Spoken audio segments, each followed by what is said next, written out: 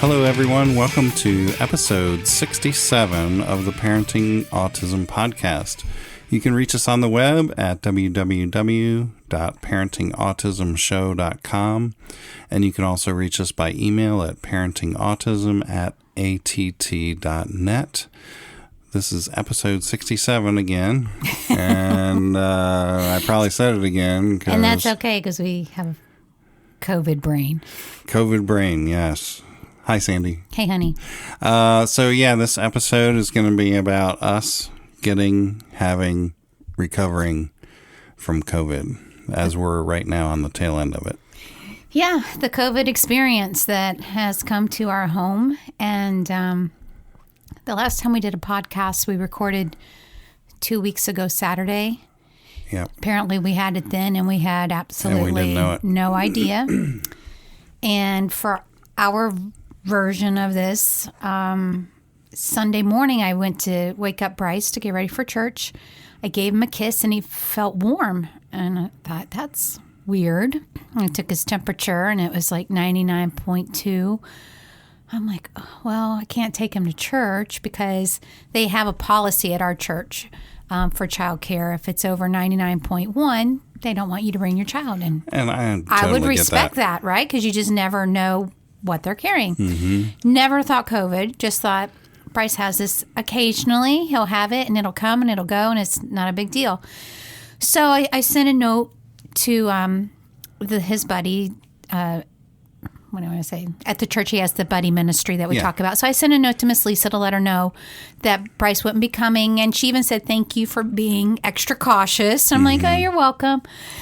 And then that day, he seemed to get better. Yeah, in the afternoon. And it was his final soccer game. Right. And he really wanted to get the trophy that gets handed out at the end of soccer season. So his fever went away. He stopped coughing. Perfectly fine. Those were his only two symptoms. And the cough was really nothing that alarmed me. It was just like, hey, he's got a little deep cough, but nothing By the major. afternoon, it was all gone. Nope. We're like, wow, that's amazing. Yeah, we were like, great. So we went to soccer. We did, and he got his trophy, and that was good. Trophy, yeah. And everything was fine on Sunday. I'm at work Monday, and you sent me a text and said, I have a low fever now, and my throat's starting to hurt. I'm like, oh, no. Right? Again, I was not thinking COVID. And I even said to one of my coworkers, Bryce had that fever yesterday morning. Now Chris is saying he's running one. And I've crossed my fingers with an X, like, ooh, whatever they have, listen, I don't want it. I was supposed to take Bryce to therapy that day, and I was also supposed to work that day. And didn't Bryce have therapy on that Monday? Yeah, but you took him. Yeah, and so I took him because he was all better. Because, again, we didn't think anything of it. So, but after I took him, did I go to work? Yeah. That's COVID brain. When did I stop going to work? On Tuesday? Yes, because I stopped going to work on Tuesday. Because when I came home Monday evening, I had a horrific headache that came. No, I didn't go to work on Monday. I called Walt and I said, hey, I'm not feeling good. And I knew in my heart that he's the only one that works there doing the work on the cars. And I thought, I can't get him sick because of whatever I have. And if he gets sick, he'll get all backed up, right? Yeah, so, I guess that's true. You did not work that week. But I did take him to therapy, though, right? That I know for sure. Yeah, that Monday. Yes. And then by Tuesday, we're like, we have a lot of symptoms of COVID. So. Yeah, I didn't go into the office because I thought I probably shouldn't. I didn't know what was going on, and I can work remotely. So I said, well, I'll just work from home today and play it safe. But then throughout the day, then I started coughing. Then I started getting, the throat was very tender, scratchy. The cough was getting it was just a very persistent cough. And then I started I don't think I even had the fever yet. That didn't come till Thursday. So I did not have a fever at all. I just had the headache and I had the coughing. Those are my two main things. And then the body aches started coming. Yeah. And the body aches are no joke. And I've heard people talk about that. And I want to say that the body aches for me were more in my joints. So like my hip joints where my legs attached to the hip bone was like really painful for me. Yeah, like when you got up, you felt like you were 80. Well, even when I was in bed, I felt like I was 80. Yeah. And that and the fatigue set in. And that then was starting to come in. We got the... Then you said to me Tuesday evening, you're like, do you really think we might have it? And That's right. I said, I think we really might. So I went into the symptom checker and we checked a lot of the boxes. I said, I think we should both get tested because there are some false positives. So I thought, well, if we both get tested, then if they both come back positive, it's most likely that we both have it. We did not bother to get Bryce tested because we got it from him. Why put him through that? Right. If he had it, then he had it. And if he didn't, he didn't. It's pretty much a safe bet that he did because we saw his symptoms. We got tested. On your birthday. On my birthday. Happy birthday to you. And they told us was it after we got the results back that they told us to go back 10 days? Yeah, because the health department called us after we got results. They said, yeah, you're positive. You need to go back 10 days from when you first felt symptoms. And now at this point, what was it, Friday? Or Thursday? Thursday. So we're 4 days into being sick already, and we got to go back 10 days from when we first felt symptoms. So I notified my men's Bible group, everybody that we were in touch with. My ladies' Bible group, all of Bryce's therapists. Excuse us if we have to clear our throats. Yeah, we're still if we're coughing. We're on the tail end here. We're on the tail end. But yeah, we had to notify everybody, and then we were quarantined for 10 days.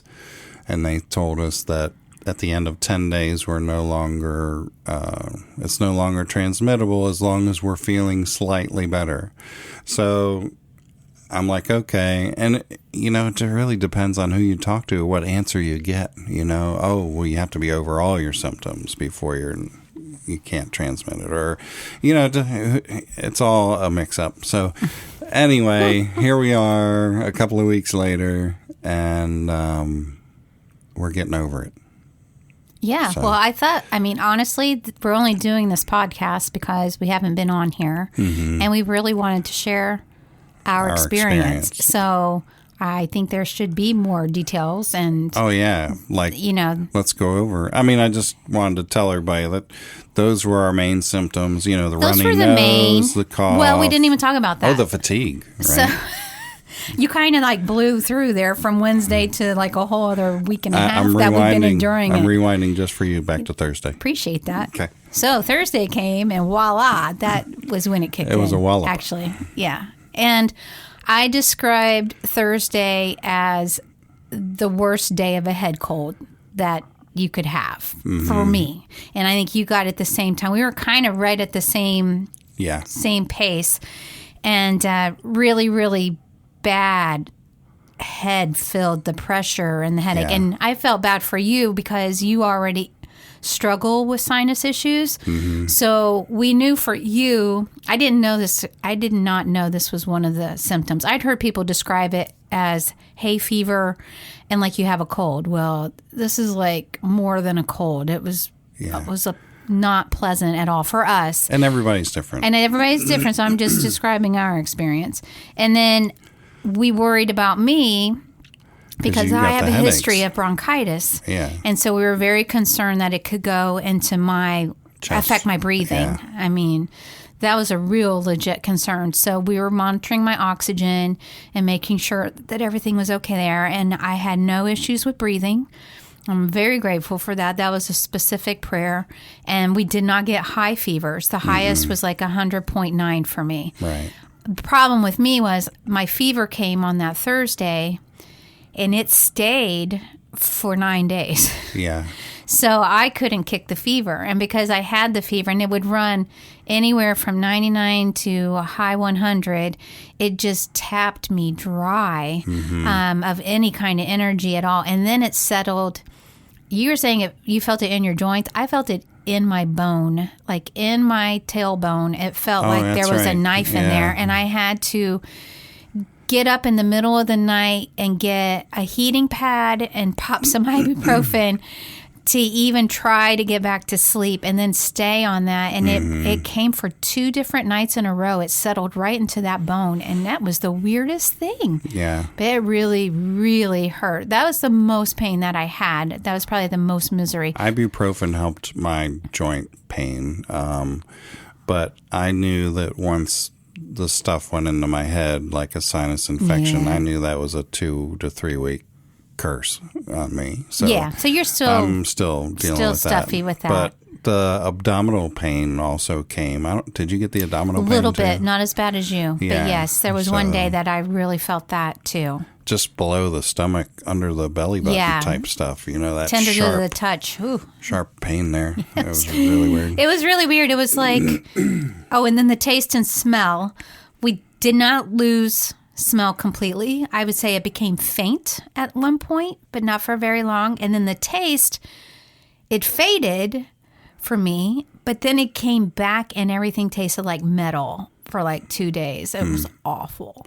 And then after that, I was fine. Yeah. So I know other people have lost it and experienced that more, but we only had that slightly. I lost my taste for about a day, and I think that's because of the sinus infection. A lot of times when you have that, you lose taste and smell anyway. So I didn't lose my smell, just the taste for temporarily. So I think that kind of describes more all of the symptoms that we experienced. And Bryce, he had that initial fever on the Sunday, and then he had it come back another day briefly. He sneezed. One day he was just like really stuffy with his nose and sneezing. And then again, it was gone for him.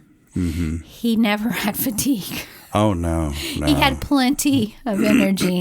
And that's where we can kind of roll into how COVID really affected our home for the past couple of days or a couple of weeks. Because it wasn't just us feeling sick. It was also Bryce wondering what was going on. Yeah. On one hand, he was thrilled that we were all here together 24/7 because he loves nothing more than that. Right. But he was also very worried, especially about me. But for both of us, he was worried about us being sick. I mean, I tried to downplay it as much as I could, but you could only downplay it so much when you're hacking in bed. And you're you're moving from the bed to the couch and, and you were able to rest. We took shifts. So I would wake up in the morning, and I actually worked through this whole thing. You did, bless your heart. Oh, my goodness. And I worked full days, and Thursday, that was the really horrible day where it really kicked in. I would come in and out of the office. I'd get done what I needed to for an hour or two, and then I'd try to lay down for another half hour and then come back in. But yeah, it was a lot. I was very happy to have the weekend, to have a couple of days to just rest. I tried to tell you to take breaks, and you were just determined. It was hard. I told you there was so much going on, and it's not a complaint. It's just a fact that I'm still the only person running the finance department. So if I don't do it, it doesn't get done. I don't have a backup. I don't have anybody to help. So I would rather try to keep up with that than deal with that later. And so I'll be happy tomorrow when I go back and I'm not going back into 2 weeks worth of piled up work. You know what I mean?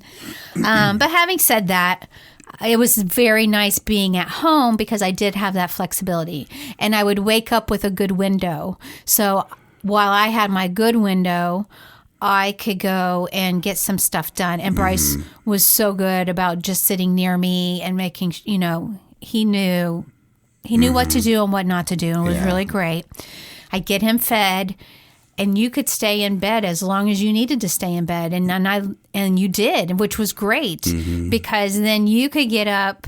And then you did some school with him. Oh, we did You school. didn't do every day, but you did most days. Yeah, I would say. And he didn't have any therapies, so it gave you a lot of flexibility. Because normally a lot of your daytime schedule is taking him to therapies and deadlines and working within that, where you had that flexibility that just at some point today, we're going to do some school. And we felt like we really needed to do that for Bryce because he needed some sort of structure and routine and I wanted to keep up. I didn't want to just stop for 2 weeks. And Yeah, otherwise he would just be on his tablet or screen or watching TV, and we wanted to break that up as much as we could with our condition.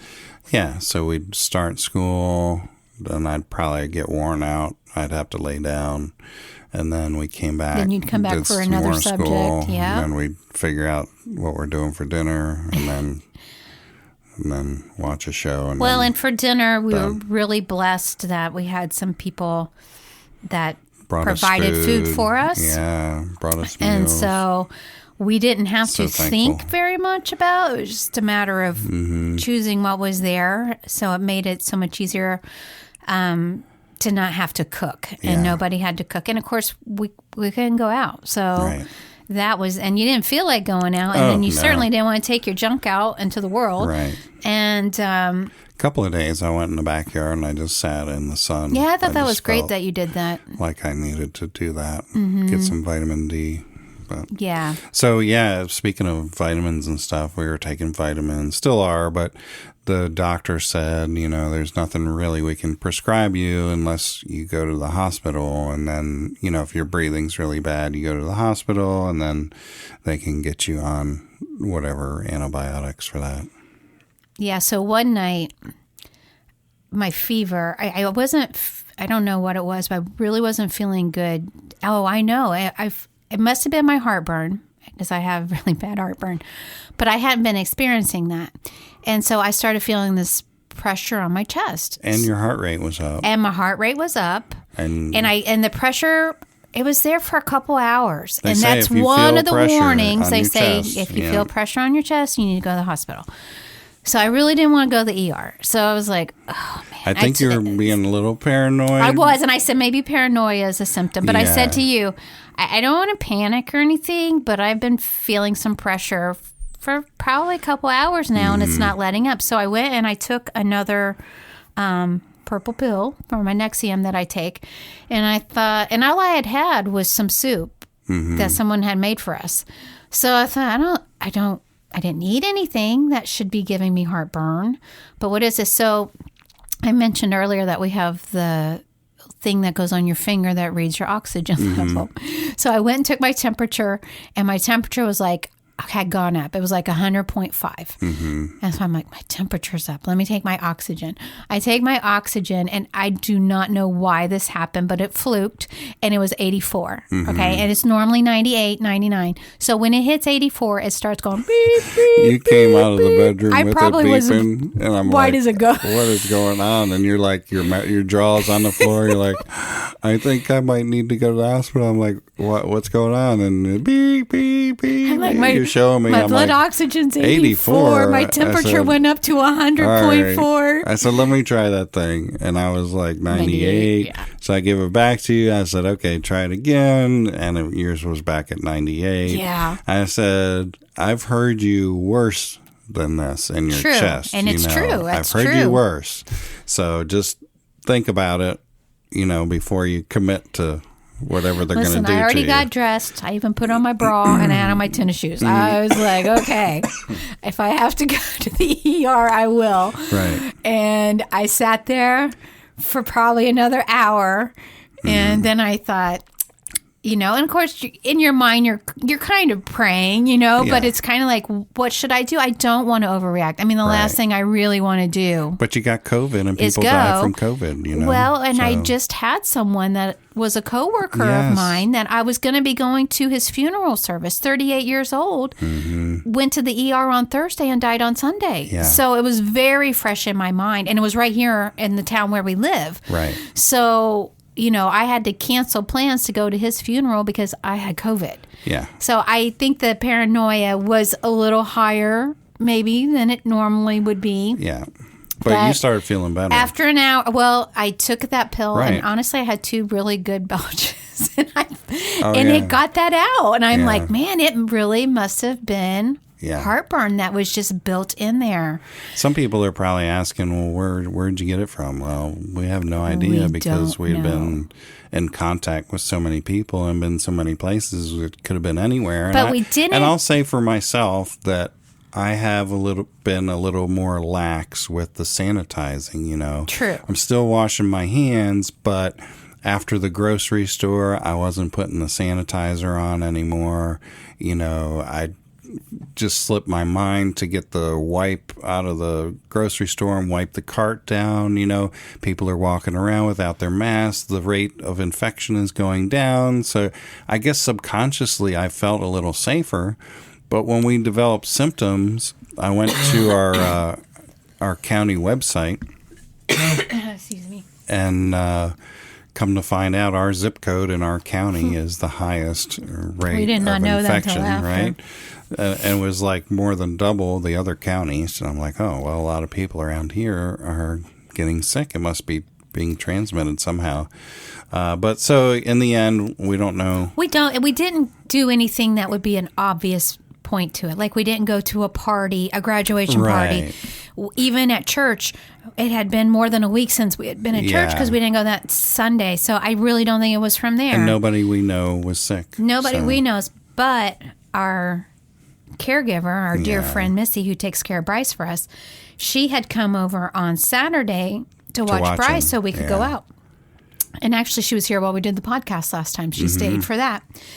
So when all this was going on, I didn't reach out to her immediately because we didn't know we had it. Right. But once I knew that we went and got tested, I told her, I sent her a note that Wednesday, and I said, hey, just to let you know, we haven't been feeling well, so we went and we got tested for COVID today. So you don't need to plan on coming over this weekend. Because we're sick anyway. Yeah, because we're sick anyway. So she wrote me back and said, oh, I was going to send you a note and tell you that I started feeling sick on Tuesday. Well, we started feeling sick on Monday. Yeah. So she goes, I was going to tell you that I started feeling sick. I sent her on Wednesday. She goes, I started feeling sick yesterday.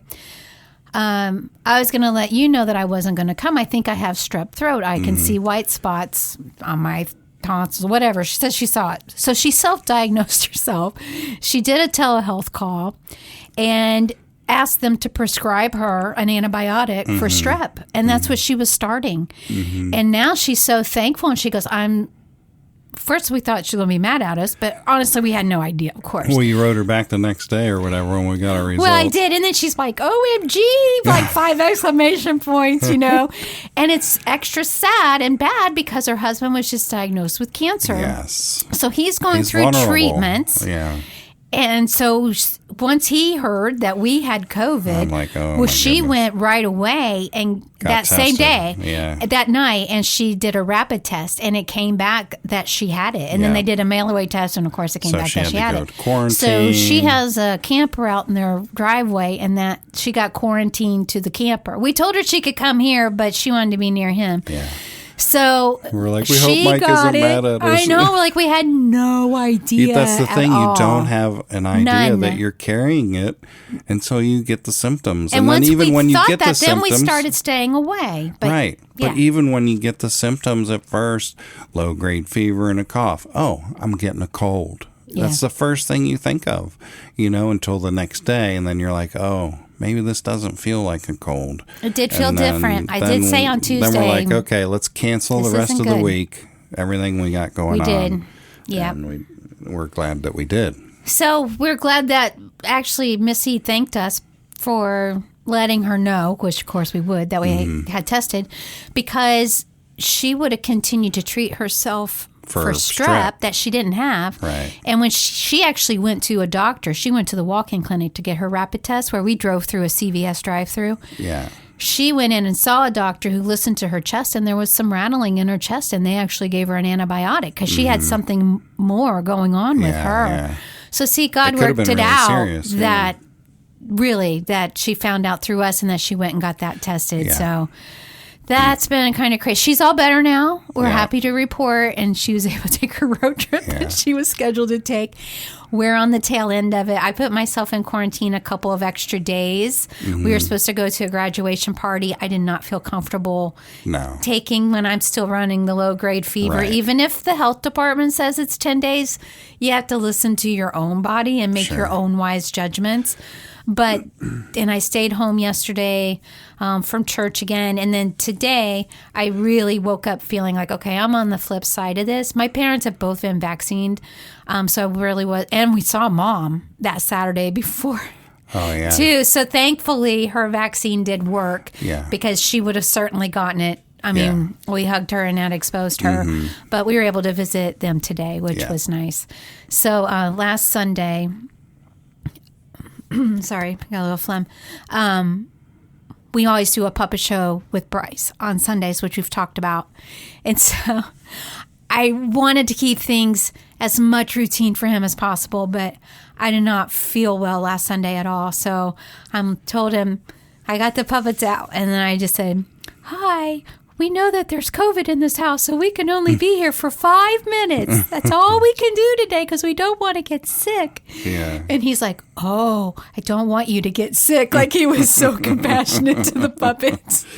So we just sang our song and we gave hugs and we put them away. So it was really cute. And then yesterday, I thought of it last night because, again, I wasn't feeling my best yesterday.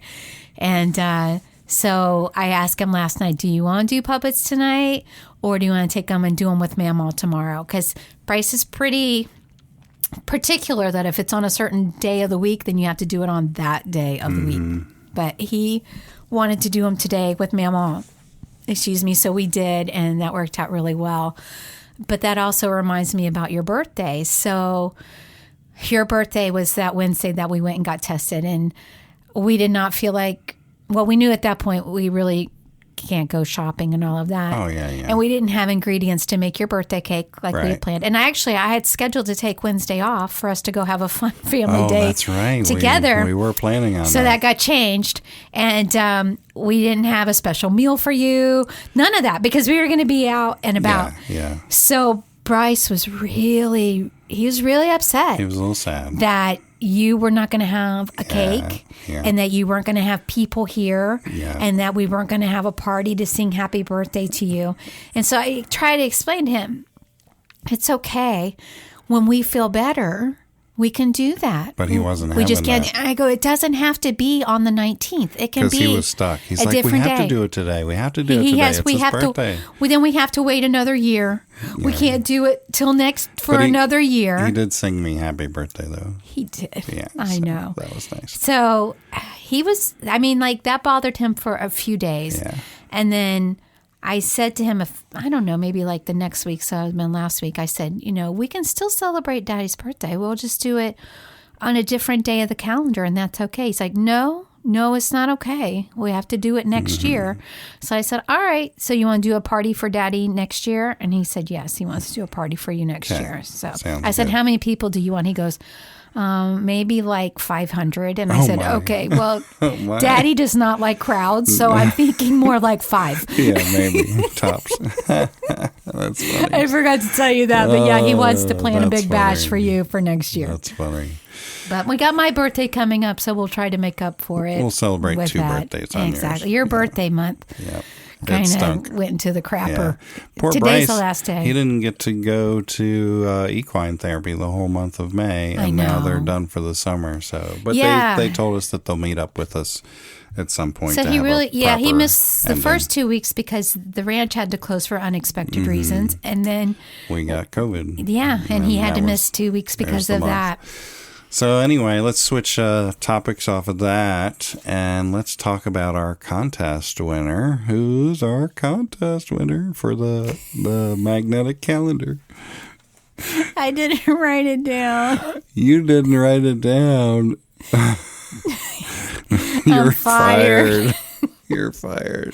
Janelle Shea? I want to say it's Janelle, yes. Janelle Shea. She wrote in and said she wanted to enter the contest, which I'm telling you people out there was only a few people that came forward and wanted to be in this contest. So you would have had a really good chance of winning if you'd entered. So be on the lookout for our next giveaway. Yeah, we'll do another one in June. But Janelle, we're going to reach out to you for your address so that we can get this out to you. It's very exciting. You're going to love the magnetic calendar. We've got it here ready to ship to you. And we'll also sanitize it. Don't worry. I'll wipe it down. Maybe we should wait a few more days. Yeah, I think we will, Janelle, and we'll sanitize it really well, I promise, before we send it. We'll get your address and then we'll ship it out to you. Yeah. So I also want to give a shout out to the people of South Korea and Malaysia and Saudi Arabia. We're on the podcast charts over there. So nice. I want to say thank you to those people for listening and everybody else that's around the world. But those places just happen to show up on our radar, I guess you could say. That's very cool. Yeah. And I also want to say on our website, www.parentingautismshow.com, I have uploaded a new page called Products. And on there are some of our favorite things that range from homeschool things to fun games to some of the supplements that we give Bryce. And they all have links to Amazon. And so if you go to our product page on our website, you'll see all the things that we know and love. And we'll continue adding to that in the future. And I'll eventually add that magnetic calendar on there. If it's not on there already, I don't know if it is or not, but we'll be adding that. But check it out. It's pretty cool. Yeah, you did a nice job setting that up. So I think it was the last podcast or two, I was saying that I was looking forward to our schedule slowing down. Because Bryce missed the end of Cub Scouts. That was another thing. So he didn't get to go for the...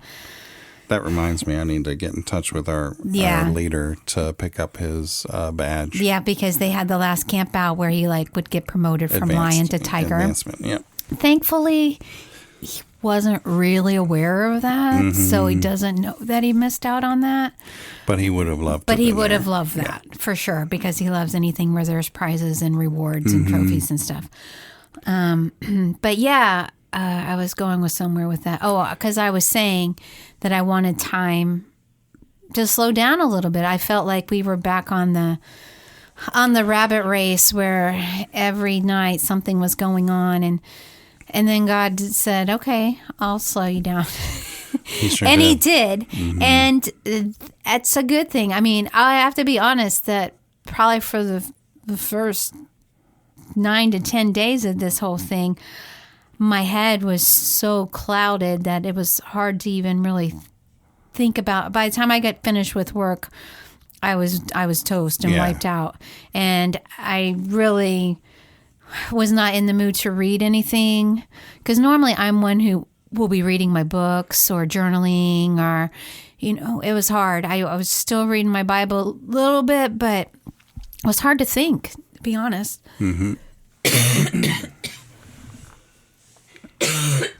That's a COVID cough. Okay, we're back. Sandy had a COVID coughing spell, and so we can try to pick up where we left off. You were talking about having a break from everything. And yeah, and I was saying that it was hard to think, really, and take full advantage of the downtime that I would like to have taken advantage of. But the past few days, which just rolled into the holiday weekend, so it was nice. I had 3 extra days to really rest and then begin to feel better and get into my journals and my reading. And we also took time to even start this marriage conference video online. And, you and I have talked about just spending that time together for us, And a few years ago, we went through a marriage course, which was really good refresher. It's called Reengage. Yeah, and we even talked about that on the podcast because it was after we started the podcast. And that's when we realized that we really have a great marriage. And then when you hear a lot of people, other stories, you're like, wow, okay, so we really have a great marriage? I mean, we went through our trials and troubles with our previous relationships. Yeah. So thankfully, we didn't bring that baggage to our relationship.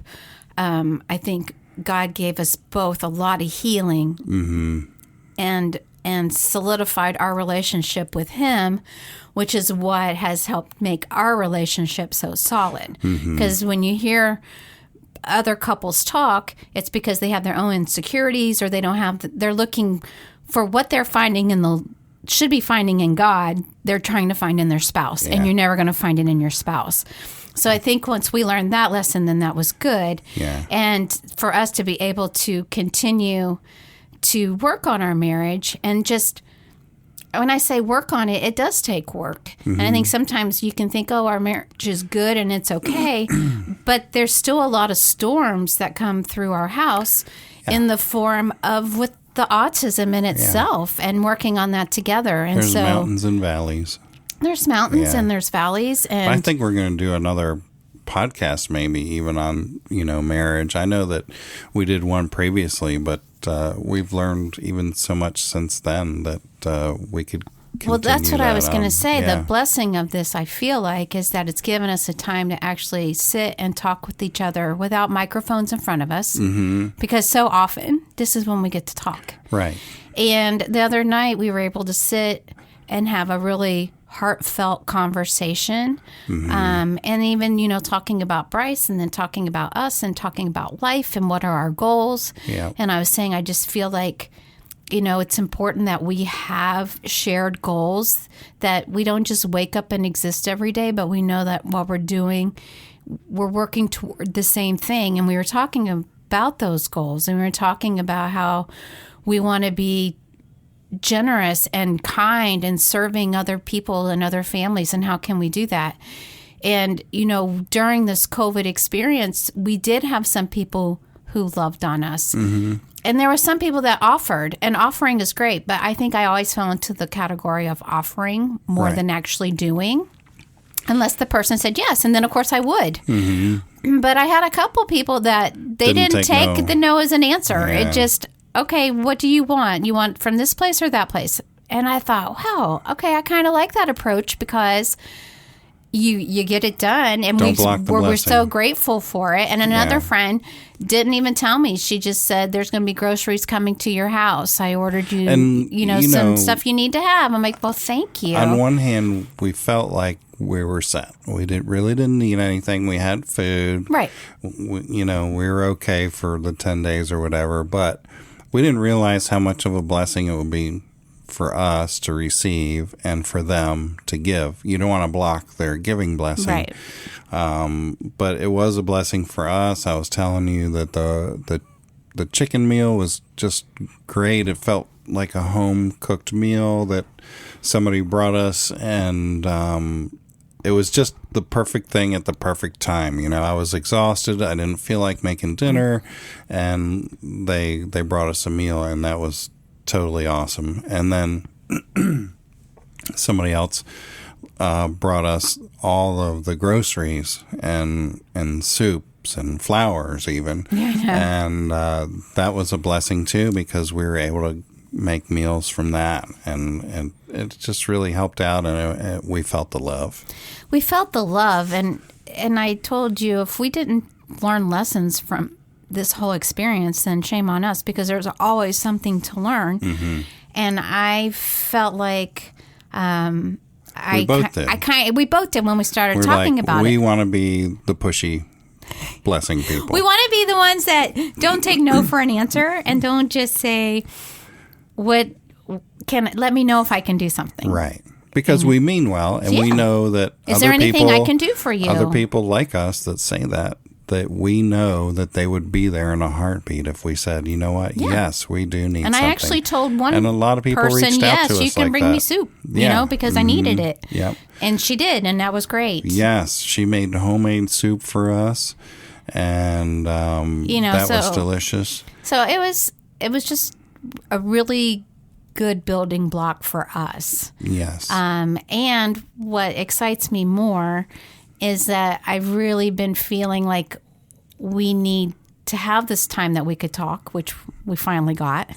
And I feel like I want us to have like even a written vision board of things that we're working toward together. And yes, we have this podcast, and I feel like there's so much more that we can do for the autism community and with the autism community. And God's really speaking to both of us about that. And then just here in our loving on our neighbors here, around us and near us. And now we've learned ways to love on them near and far, because we could have food delivered to somebody's house in another state if we wanted to. Yeah. You know what I mean? Like, don't let distance limit your ability to be a blessing to somebody and to be there for people when they aren't expecting it, but will really need it and appreciate it. So I just feel like I am happy to say that I feel like I came out of this with a better perspective on life and more of a focus on, man, every day should just really count for something. It's so easy to just wake up and do your job, and then you're burnout, and you watch a show and you go to sleep. I think also that we're in the second half of life, I guess we could say. And yeah, I don't think I'll live to be 104. Right. So I think right now, our priorities are shifting.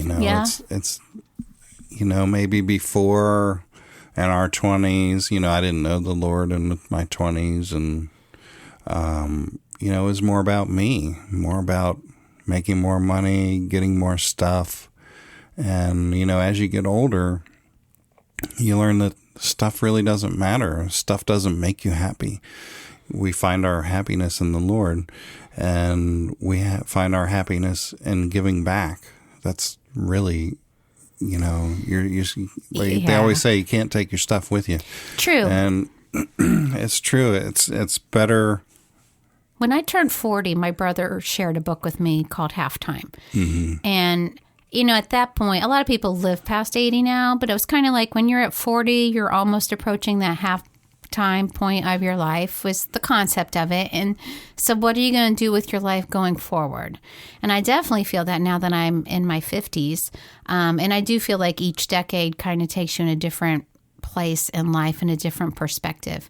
And we have Bryce now. I mean, I never thought that I'd have a 7-year-old when I was about to celebrate my 52nd birthday. I mean, I didn't. But yet he gives me a whole other perspective of life and living that I absolutely love. And I know I finished all the travels of the 50 states, and that was fine. But I feel like there's so many things I want to do with Bryce. But then I also feel like I want to do so many more things for God. And how can I do that? And not just for God, but I want to do things for other people. I want to be a blessing to people. I want to be an encourager and lift them up. But yet I also feel like I need to be encouraged, and I need to be lifted up. And I'm really praying God gives me my people to help me, because if you're constantly pouring out, but you're not being poured into, you're going to run dry. And so I can see God working in relationships now, that he's actually showing me that relationship needs to go in a different circle, an outer circle. And that's okay, because that's life and seasons. But this relationship you need to bring into your inner circle. This is where I'm going to use this person in your life now. And he's really shown me that even during this last 2 weeks. So I'm very excited about that. So, even though COVID has been here and we're trying to get it out 100%, God has been here, and he's been able to just kind of work in our hearts. And while our minds are still, He says, be still. He says, be still, because otherwise, if you're constantly going and moving, you just don't get to hear it. Yeah. So anyway, that's kind of where I'm wrapping up there. Awesome. Do you want to get our little Bubby to come in and say something? Yeah. Okay. Yeah, let me go get him. Okay. Okay, Bryce is here, and he's going to read his book. What's the title, Bryce? The Yawns Are Coming. And who's the author? We want to give credit. Christopher Alipoulos. Okay. We're going to have so much fun. My best friend Noodles was at my house for a sleepover, but we aren't going to sleep. We are planning to stay up all night long. We made a list of all the fun things we would do. No. We played hide and seek and soccer, and in board games, and we jumped on the trampoline. When it got dark, we caught the fireflies. Then it happened. What happened? Oh no. What? The yawns are coming. Uh-oh. The yawns? The yawns, run! There were hundreds of them. We ran and we climbed and we sneaked and we hid.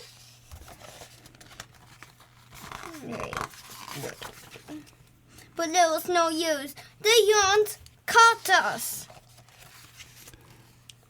I couldn't resist them. I couldn't resist them. I would yawn, then Noodles would yawn. I would yawn again, then Noodles would yawn again. But I wasn't having it. But no, we were supposed to stay up all night. Noodles only respond with a yawn. Oh, big no. yawn. Then nowhere. And then out of nowhere. Slap a dose landed on Noodles' head. A dose landed on Noodles' head. I tried to keep Noodles awake, but had a lot of items on the list of fun things to do, but it was too late. The snores have arrived. No. We're dancing around Noodles' head. My eyes were getting heavy. They were just about to close when a sleepy covered me up. It was warm and safe. Before I knew it, it was morning. Noodles, who was awake and smiling, had made a new list. We're going to have so much fun. The end. Very good. Good job, Bryce. Is that Nice a good job book? Reading. Are you all done? Okay, Bryce is going to read Roy Digs. Okay, I understand. All right. Roy digs dirt. He digs dirt before breakfast, after lunch, and before and after dinner. Roy makes Door happy. What? Roy happy. Dirt makes Roy happy. Roy is almost always happy because he is almost always dirty. Roy sits in dirt, he lays in dirt, and sometimes he rolls around in dirt. Roy digs dirt. Ouch! Well, you leaned back and you hit your head. That's it. That is an ouchie. Okay, what happens next? Roy thinks dirt makes him look handsome. Roy likes to bury things in dirt. He buries balls, sticks, chew toys, squeaky toys, bones, rocks, leaves, pieces of bark. Wow. And rawhide twisties? Rawhide twisties. Sometimes he buries more dirt in dirt. Roy digs dirt. Roy finds buried treasure. Buried treasure, it's exciting. Roy eats dirt, sniffs dirt, watches dirt, and listens to dirt. Worms and bugs hide in the dirt, but not for long. Roy's imaginary. Imaginary.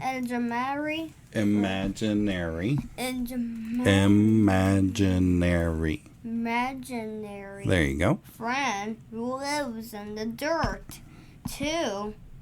He plays with it and talks to it. Roy named his imaginary friend Roy.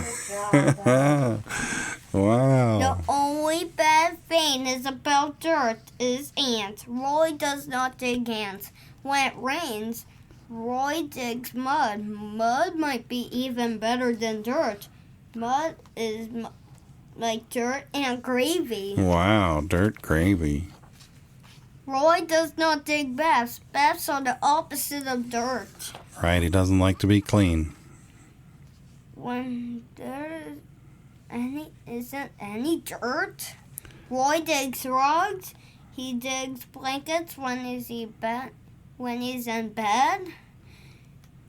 Yeah. And he digs newspapers when he's mad. Oh, wow. Roy doesn't Roy, what? be braining any from his dirt. So he digs at the back door. Oh. The jungle grows out of the dirt in the backyard. The dirt in the jungle is moist. It smells good too. It's moist and it smells good too. Roy likes to explore the jungle. It's a good place to hide and pounce. Pounce. What pounced? A raccoon. A raccoon or a skunk? A raccoon. Oh, okay. Read on. Critters. Go ahead. Critters come to the jungle. Mm-hmm. When it gets dark, Roy barks, "Get away from my dirt!" Roy digs barking at critters. Yeah.